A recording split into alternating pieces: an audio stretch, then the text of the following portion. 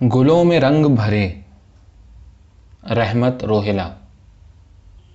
دو گلابی ہونٹ، دونوں ہونٹوں کے درمیان دھواں اڑاتی سگریٹ، سمندر جیسی سوچوں میں ڈوبی دو آنکھیں، خوبصورت سرخی مائل چہرہ، خوبصورت جسم پر 3 پیس سوٹ یا کرتا پاجامہ، نصف بہتر دختر فرنگ، طبیعتاً صوفی، عملاً ترقی پسند، شاعر، استاد اور فنکار، سقراط کی روایت کے پاسدار کہ تمام عمر زندگی کی ناانصافیوں کا زہر پیتے رہے۔ یہ ہیں جناب فیض احمد فیض، جو سیالوں کے کوٹ میں پیدا نہ ہوتے تو لکھنؤ کو رونق خلق ضرور بخشتے۔ پیدا سیالکوٹ میں ہوئے، اعلیٰ تعلیم لاہور میں حاصل کی اور عملی زندگی کا آغاز امرتسر سے کیا، اور خود بھی ادیبوں، شاعروں اور علماء ادب کے لیے امرت بن گئے۔ شاعری کے میدان میں کچھ اس طرح وارد ہوئے کہ شاعری اول تا آخر پہچان ٹھہری، اور پھر شاعری کو بادشاہ غزل مہدی حسن لے اڑے۔ دنیا بھر کے تمام محنت کشوں، مظلوموں اور فنکاروں نے فیض کی شاعری کو اپنا ترجمان بنایا۔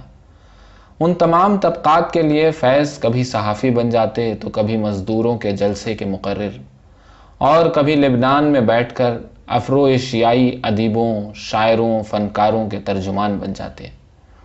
محب وطن ایسے کہ سن 71 کی جنگ میں پاکستان کی مخالفت اور بھارت کی اعانت کی پاداش میں روس کو لینن پرائز واپس کر دیا۔ پنجابی خود کو لاکھ پرتوں میں چھپائے لیکن چھپتا نہیں۔ فیض زمینی رشتے کے حوالے سے 100% پنجابی تھے، لیکن بحیثیت شاعر، ادیب اور استاد لکھنوی تہذیب کے پروردہ نظر آتے تھے کہ لہجے اور اسلوب کے اعتبار سے گنگا جمنی تہذیب کے پیروکار، نرم لہجے اور مدھم سروں میں بات کرتے کہ مخاطب سر تسلیم خم کیے بغیر نہ رہتا، اور انتہائی پیچیدہ مسائل لمحوں میں حل ہو جاتے۔ زندگی نے کس سے وفا کی ہے سو فیض بھی پیوند خاک ہوئے، اور ترکے میں سلیمہ ہاشمی اور منزہ ہاشمی شاعری کا ایک بیش بہا خزانہ اور لاکھوں چاہنے والوں کو عالم اسباب میں تنہا چھوڑ گئے۔